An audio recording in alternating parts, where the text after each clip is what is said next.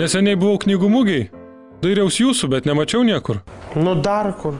Tu ko aš ten nemačiau, ko man ten eit? Na jūs juk esate poetas, žodžio virtuozas, plunksnos riteris netgi sakyčiau. Šiaip tai aš esu milijonierius. Nu bet čia irgi gražiai pasakei. Nors gal reikėjo nueit.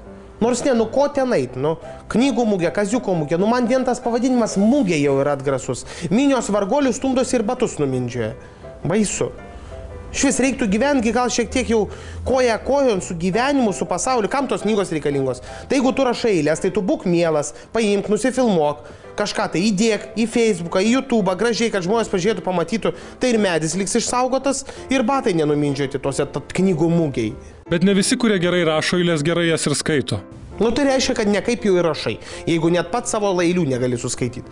Geriausiai skaito tai tie, kas ir parašo, todėl kad jie tiksliai žino, ką norėjo pasakyti tarp eilučių. Buvo čia pas mane Meslytoj toks, jubiliejus, baliukas toksai, smulkmenas kitą kartą papasakosiu. Nu tai tėvai išmokė, darbuotojai išmokė savo vaikučius mano eiles pasakoti, išstatė tos vaikus į eilę, jie ten deklamuoja tos eilėraščius, tokį montažą darė, kur vienas pradeda, kitas baigia. Nu va taip, žodžiu. Ir kaip skambėjo? Principe neblogai. Nu, aišku, ne taip gerai, ne jau kad aš, pavyzdžiui, perskaityčiau, bet vis tiek neblogai. Vargolis vis tiek negali sugadinti eilėraščio, jeigu eilėraštis yra tobulas. Na, jau matau, kur čia tas mūsų pokalbis linksta, jau noriu paklausyti, kokias čia naujausias eilės parašęs esu. Tai aišku, tai visigi norim. Gerai, klausyk. Pavadinau Žmogžudystė Rytų eksprese 2. Jauna ir tokia seksi voverytė atbėga nusipraust upelyje kas rytą. Bet sykį, pamėgtoj vietelė, jos laukia staigmena.